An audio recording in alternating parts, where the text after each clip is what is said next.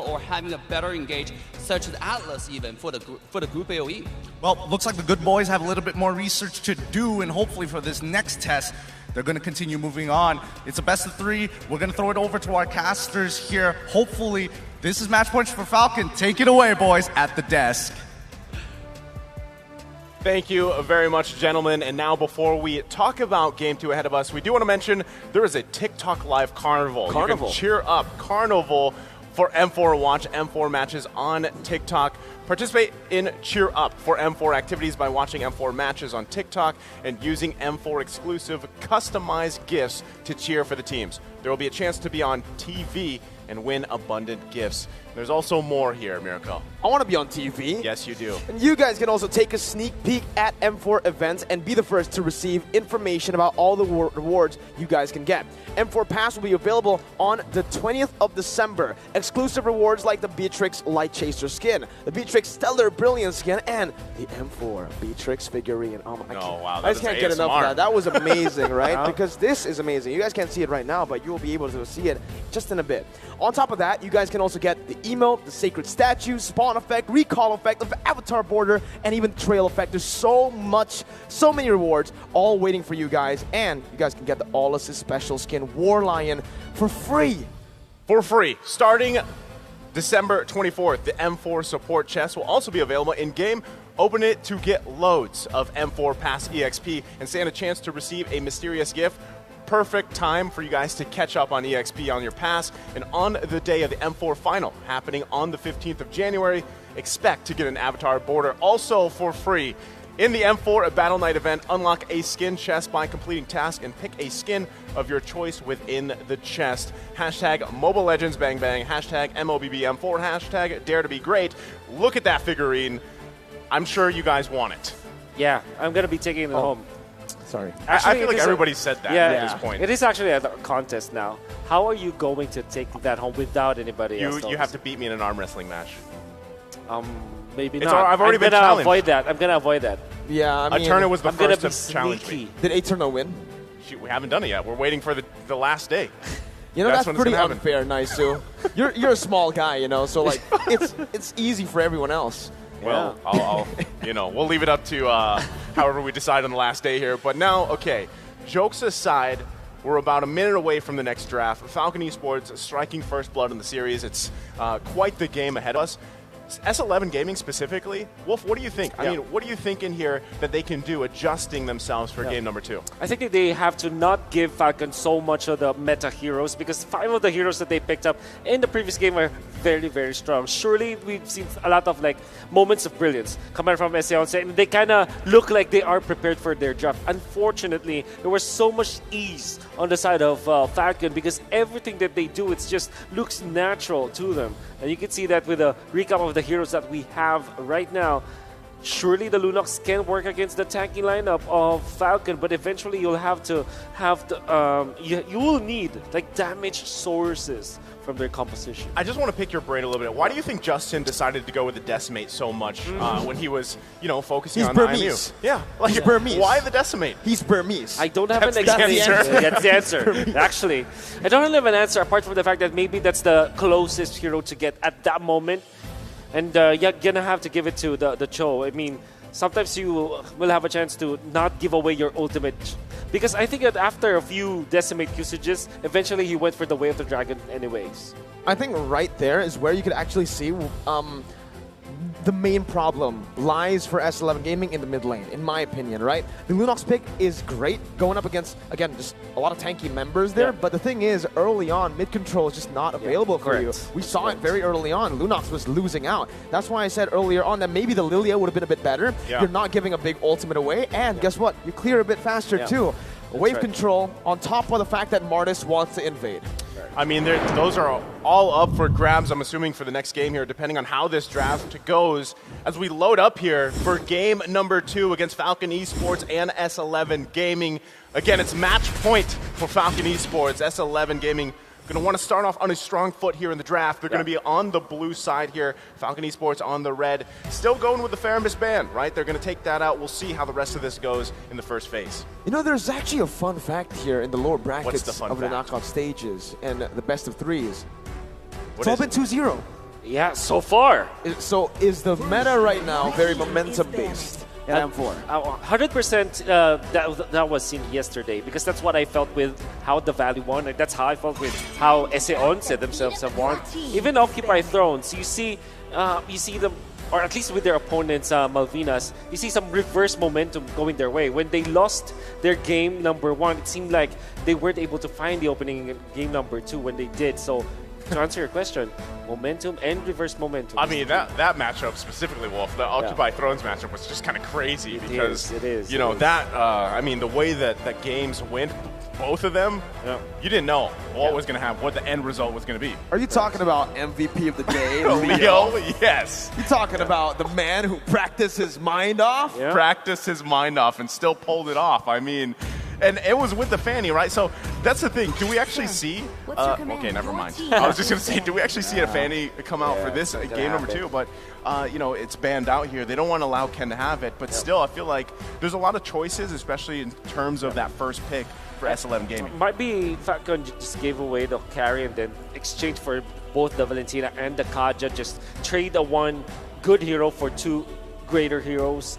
So, knowing Coach Dale, he's the kind of guy. He's willing to trade. He's the kind of guy to go for that. Yeah, he loves those guys. That they sets up trap, right? Coach so Dale's tier list. Exactly. So now you get, you can get carry, S11. You can get even Valentina or the Kaja, but we'll get 2 out of the 3 that is available. I like it, right? I actually want to see them pick up the carry here because, again, I think it's still the top pick for M4 so far, and has an amazing win rate too on top of it. So there it is, right? So locked in here. I'm surprised with the win rate, 61%, but still the fact that carry's so devastating. I feel like every time that she hasn't kind of popped off in a game, it's because of that one weakness of carry, which is the range. It's quite low, so you really have to be able to work around that. And, you know, on top of that, like, what would Falcon Esports want to draft to handle this carry? Kaja and Valentina is great, but you can also consider something like a Benedetta so that you can pierce through the backlines already. There's also consideration of the Yuzhong, but I still prefer like Kaja, Valentina, or Kaja, Benedetta. Well, there you go. You know, perfect. Valentina Kaja, it's just such a good answer. And for Falcon, it ain't broke, don't fix it, right? If it ain't broke, don't fix it. Game 1 went so well for them, especially mid-control. I think now it's time for S11 to show what they have, you know, learned from game number 1. What are they going to draft now? Lilia. Exactly. Now I'm thinking about that again, right? If you're up against a Valentina, you want to get that solid mid laner. That's good. Or just go for the Kadita, right? Valentina, sure, maybe better wave control, but more kill pressure from the Kadita. Benedetta still sounds good for S11, knowing that it's also one of the signature picks for Papadog. Very successful with it. And it's going to be the Yuzhong. So they will take it away from Falcon now. And what would be your answer? Do you go Lapu Lapu instead for if you're Falcon? It's also one of your like signature picks anyway. So, honestly, they could go with the Lapu Lapu. It is available to them. Off the top of my head, too, I would love to actually see Thamus pop up again, but I don't think that's the best matchup with Yuzhong because still, in a way, you're gonna want to kind of have that counter relationship because Yuzhong is going to be going through that back line.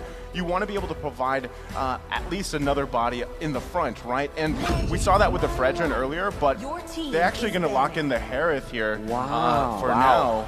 So that's going in where? That's going in the gold lane, where we're going to see here. Unless it goes to the jungle, right? I mean, it's a possibility, but it's just very unlikely. Well, look at this. Number 1 is Kai, and the next one is Kyrie. Interesting. In terms of hero damage per minute. Yeah, I want to say, you know, you also had the least amount of deaths yesterday. Yes. I was going to say these teams, these players from these teams that might not be so well known in other parts of the world. I mean, they've got amazing players, and you see that so far up to this point in the knockout stage even. That's going to be the Cho band out here. So focusing on the roamers here now, potential-wise for S11 Gaming, they're still, I mean, in terms of jungle matchup, you know, the thing is honestly, if you really wanted to look at Falcon Esports, those are 2 possible junglers at the same time, right? That flexibility, that kind of surprise factor is still there with the Kaja Valentina, but more so, like you said, Mirko, I think again, going back to if it's not broke, don't fix it, that's where they're going. So I'm wondering what the jungle dynamic between these two teams could be. For me, looking at Falcon right now, they need just physical damage, right? So the XP lane ban comes in, Lapu getting rid of the physical damage threat. Now, I think S11 needs to really focus down on something like a Martis, a pick that Ken has played many times before, and just these physical damage threats in the jungle, aside from the XP. They can also just go for a Benedetta here, that works. It's another physical damage dealer for Falcon to pick up. But then again, it could be banned out by S11.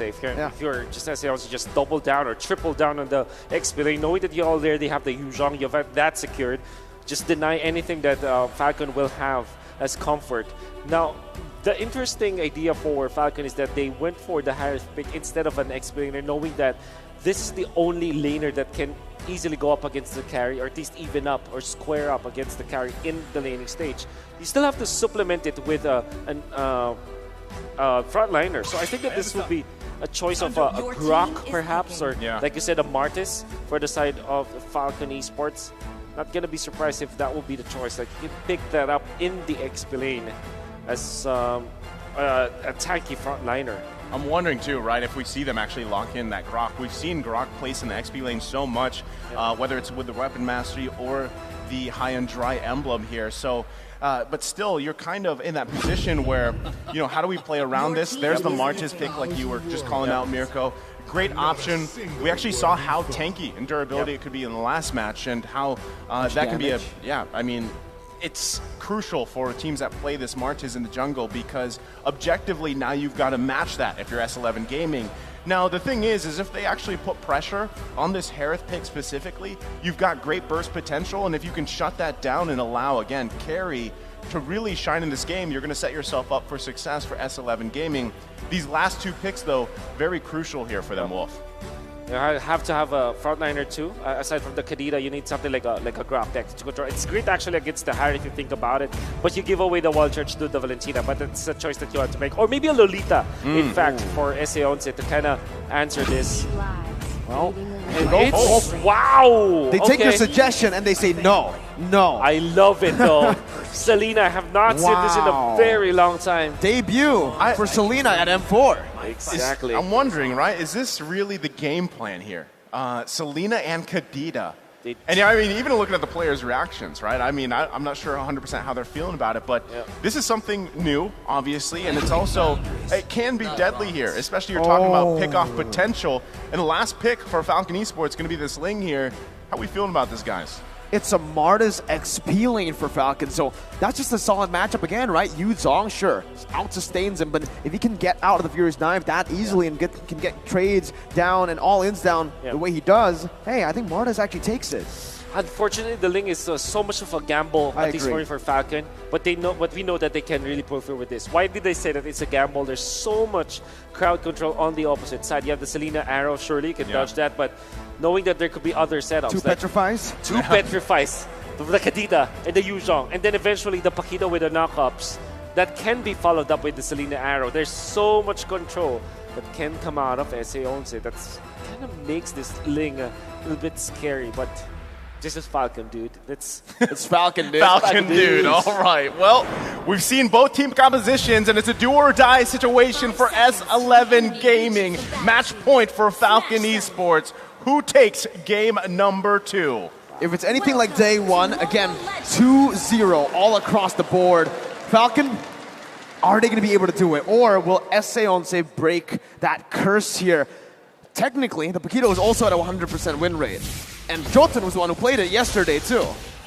Yeah, and I think, I mean, in terms of just the Paquito alone, being in the jungle specifically, this is something we don't see too often, right? I mean, usually it's in that side lane, but still running the high and dry here, that burst potential, that snowball potential is really good, especially when you're pairing it with a Selena pick here.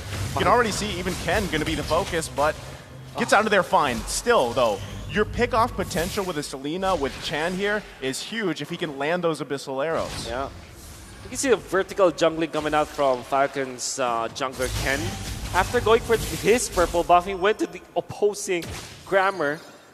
I don't know if that will actually give him more gold, but so far it's so good coming out from Falcon. And we know Ken, we can call him Ken the Man or Ken the Man. Hey, there are a lot of nicknames that Leo created for him. The Candy Man, the Burmese Python. I don't know. You could, or even the Dancing Peacock. I'm pretty sure if you watch that video of Leo out there, when he threw those names out there, Ken's face, just read the room. Well, going back to the game, I mean, specifically, you guys make a good point, right? The Ling is kind of risky here, but still, I think you play off the fact that you have Naomi on this Kaja again. They smelled him. John's going to be knocked up, and that's the collapse. First blood over to Ken. Hey, that's going to be the Abyssal Arrow connecting, though, as well. Chan with an amazing pickoff. Both junglers falling early on, but Ken again with another first blood, dude. Dude. The way that he pathed through the top lane, he went in for, like I said, vertical jungling for Ken, right? And then eventually, he noticed that his Crammer is just, why is it not there? Why is it taken out? So he smelled where Jotun was and then outplayed him.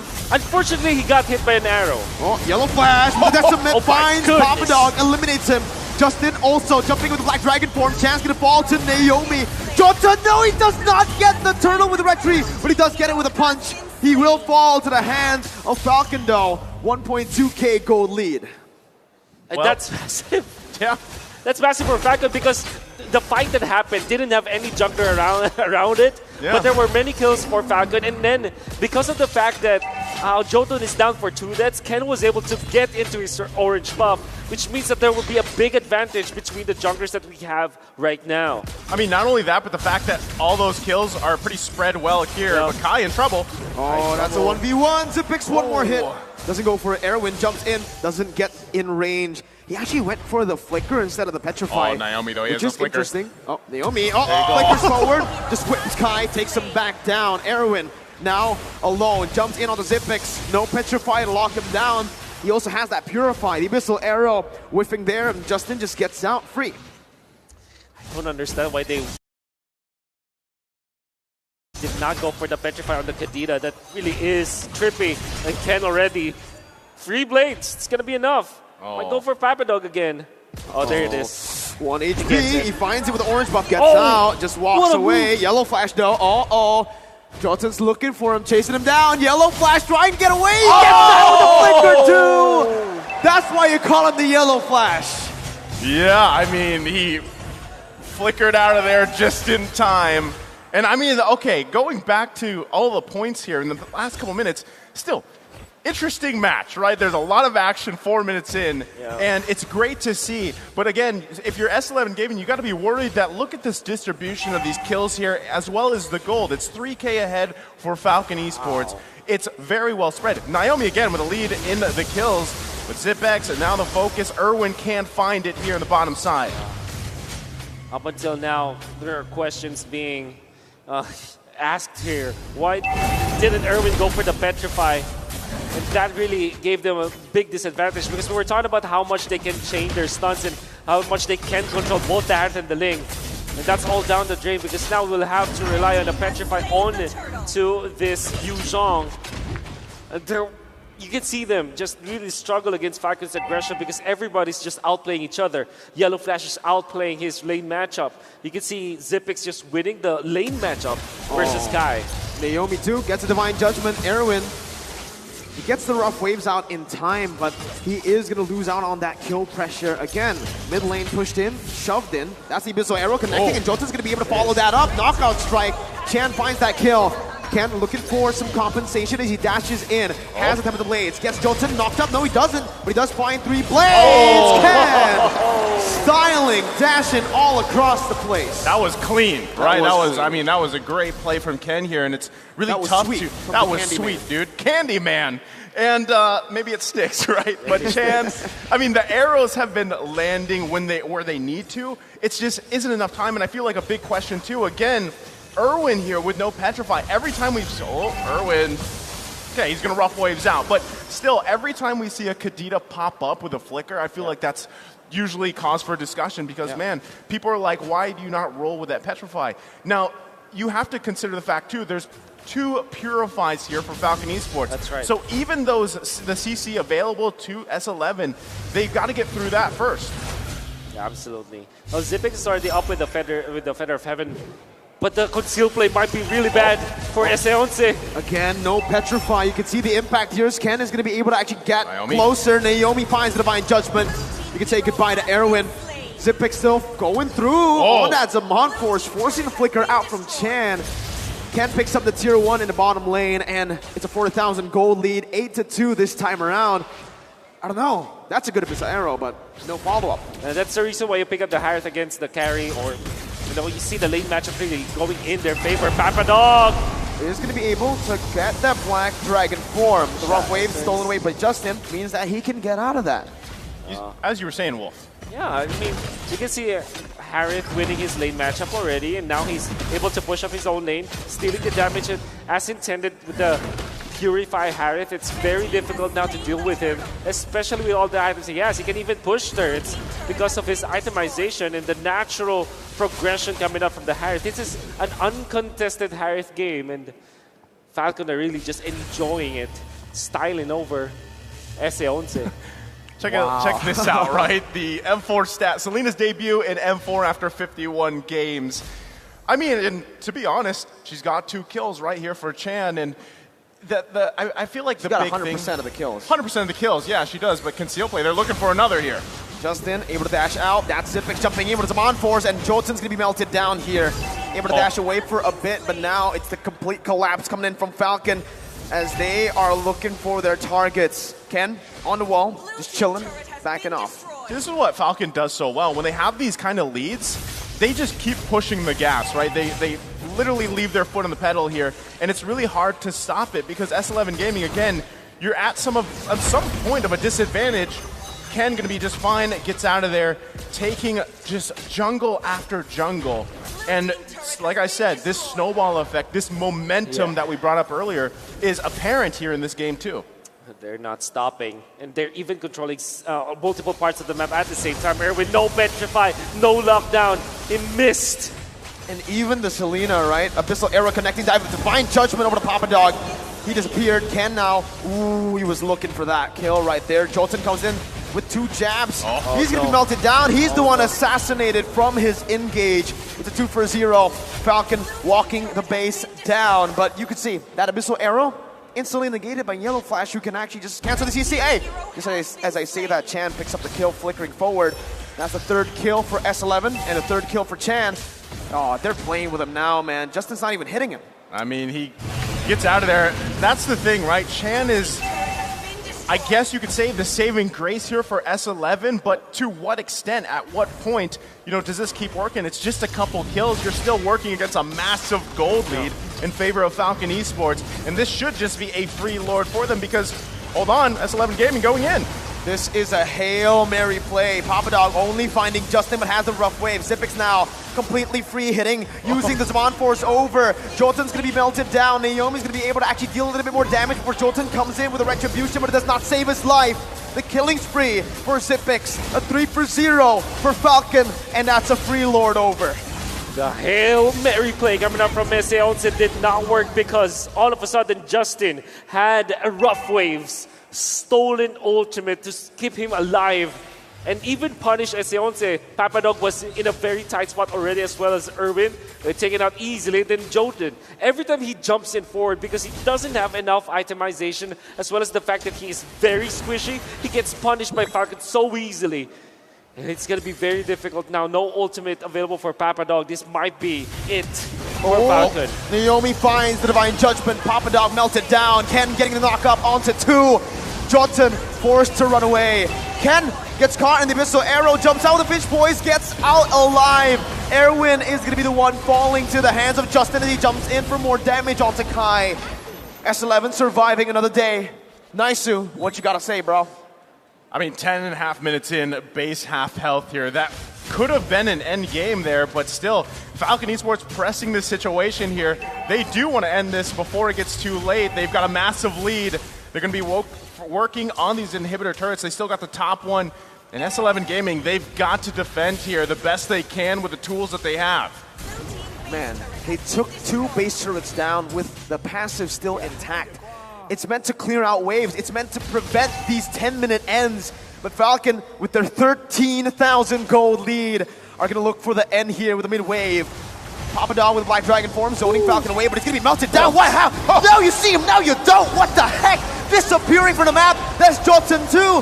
3 members, 4 members, everyone just falling left and right. Tan able to find the Abyssal Arrow, but Yellow Flash is a bit too tanky. Falcon do not want to end. Ken wants to chase. Finally, they go in for the end, and it's a clean sweep. 15,000 gold lead. No chance for S11 to come back from that. Falcon did not let go of the grip.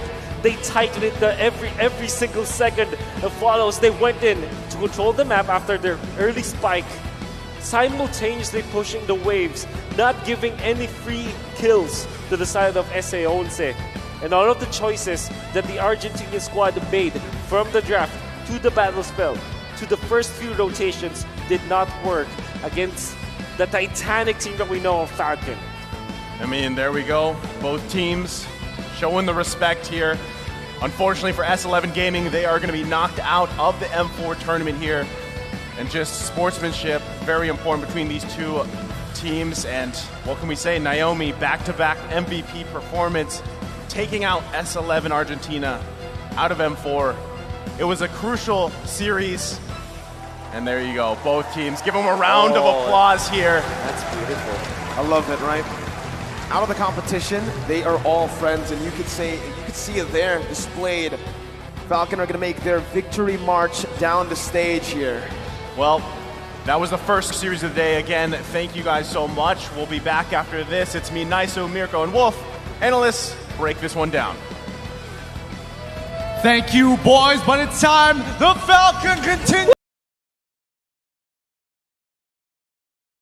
Congratulations, GG, well played, but our hearts and souls, it hurts to see S11 go out in this fashion, but that's just how Falcon plays, boys. Name's Gideon, this is Jace, and this is Assassin Dave. Let's break it down, boys. Oh my god, what a series by Falcon. If game 1 was just a warm-up, game 2 is really just pure domination. 10 minutes in, I think it's 13,000 gold lead, something like that. It was crazy. Let me break it down with the numbers, ladies and gents. 13k gold lead in 11 minutes. Just the numbers alone, Falcon literally dominated S11.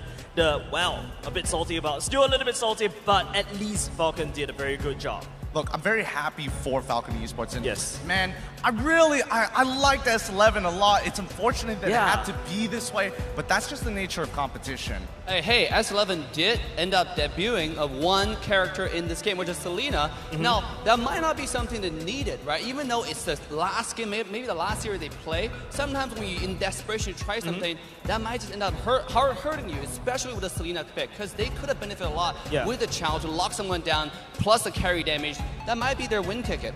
I personally feel like I understand what S11 wants to do, because you see there's an enemy link on the other side. What you want to do is you want to gain this early game advantage with the Selena. You want to basically use the traps to keep track. You also drafted in the Paquito because you want to win this early game fight, but unfortunately the link went around uncontested at all because Ken is so swift. I mean, that's not just Ken. I mean, yes, Ken's doing a great job, but I have to keep talking about Yellow Flash here. I mean, the Hokage himself absolutely crushing it. Fredrin matchup, he's super tanky. Then he picks up this Martis and he's like, you know what? I just need a BOD, build me full tank, I will do the rest. I mean, if Yellow Flash is Yellow Flash, Ken is probably the White Flash today. I mean, like that lane, that fast hand gaming was insane. This guy's action on wings, like we talk about. Fanny, he's got, this guy's assassin monster. If you face Falcon in the next round especially, they're gonna be going against either Team Hawk or Incendio Gaming Supremacy. So I'm looking forward to more assassin gameplay coming out from Ken. That is a little bit biased, Assassin Day, but let's take a look at the items of each gen. S11 Gaming, on the other hand, I think there's one criticism I'll give for Chan is that you went for the clock instead. And I think he took the clock at around, the 6-minute mark. That's going to cause him to get a lot more time to get the Selena online. If you notice, S11, the Selena wasn't able to just immediately burst down the main key targets, and there's a lot of times, I think the caster points out, the arrow just kind of went a little bit too far. I mean, it's a hit or miss, right? It's Selena. At the end of the day, if you don't hit the arrow, you kind of can't do too much, but Chan was still participating in 100% of those team fights. Yep, 100% kill participation. That is absolutely insane. Look at Naomi at 80%, rivaling that 100%. Ken is actually only at 40% of the team fight. Just show you how all-rounded that Falcon is as a team, right? Everyone is putting their part. Everybody doing a lot of work. Zip, this guy is a hidden gem for Falcon, right? 70% on a goal laner. I know he's playing Harith, but what is going on there? Dude, crazy. Because usually the reason why carry is so feared because the carry can burst down anyone, right? And it feels like Falcon knows how to deal with this carry. Leaking it out, letting S11 take it away, threatening to take carry if they prioritize something else. Xipix went in as a Harith and he was online even faster than I expected. And that's the power of Xipix. A very flexible gold laner. You never know what's gonna play. A marksman or even a mage gold laner. I think, he's been sharpening himself throughout the entirety of the tournament. I think so far this has been one of the best performances we've seen out of Xipix so far. And I mean, of course, Justin, absolute monster. Can't give the guy enough credit with the Valentina. His decision-making on the spot is so fast. He's a super computer. Yes, the Kadita ultimate copy, the rough waves, right? He's proven that, hey, it doesn't matter what mage that you play, I'm gonna be better off that version because I'm Valentina. And that's why Justin is so good at standing out among the crowd in M4. Ladies and gentlemen, going forward for Falcon, again, they have a rough road ahead because it's going to be the Malaysian Giant or Incendio Supremacy, which is the next match. Yeah, that's going to be really exciting to watch. But for the time being, it's time to show you guys who our MVP of the match is going to be. Pull it up, boys and girls. It's going over to Naomi, the spearhead of Falcon Esports. Once again, the same item build, right? Fleeting Time is, I think, probably Rush as one of his first items. Not only just that, I can't believe that Naomi was allowed to be given the Kaja twice in a row. You saw how big of an impact he has done for the side of Falcon. Absolutely. See, the thing about Naomi is he's godly with Franco. We've seen those blind hooks into the bush, right? Like get entire world shocked. At the same time, you can't ban away this guy. Doesn't matter what he plays, this guy's macro, his awareness, right? His understanding, his engages, decision making are just through the roof, like second to none. And he has zero deaths, right? Yes. Flickering forward, Kaja is always like almost like a front line. You do not know, you don't really peg a Kaja as a very tanky kind of tank, right? But let's take a look at the heat map this time around.